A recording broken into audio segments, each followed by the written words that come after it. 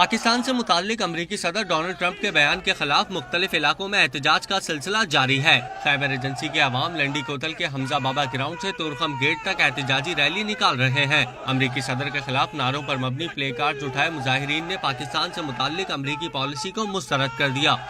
امریکہ نے جو پاکستان کے خلاف جو باتیں کی یا دھمکیاں دی ہے ان کے ہم بھرپور مذمت کرتے ہیں۔ ٹرمپ کو یہ پیغام پہلے بھی بھیجا ہے اور آج اس سٹیج سے ہم یہ پیغام بھیجتے ہیں کہ پاکستان ہے اور یہ ایٹمی قوت ہے ہمارے مسلمان ملک کا۔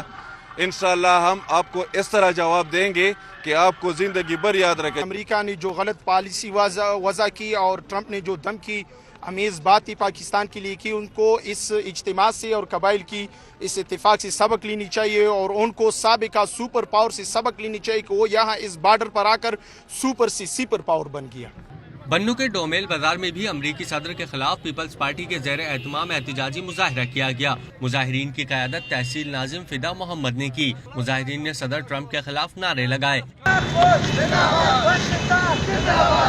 بلوچستان کے علاقے سوئی میں بھی پاکستان مخالف بیان پر امریکی صدر کے خلاف پاکستان ہاؤس سے اللہ والا چوک تک ریلی نکالی گئی۔ جان مسوری بگٹی کی قیادت میں سراپا احتجاج بنے مظاہرین نے ڈونلڈ ٹرمپ کے خلاف خوب نعرے لگائے۔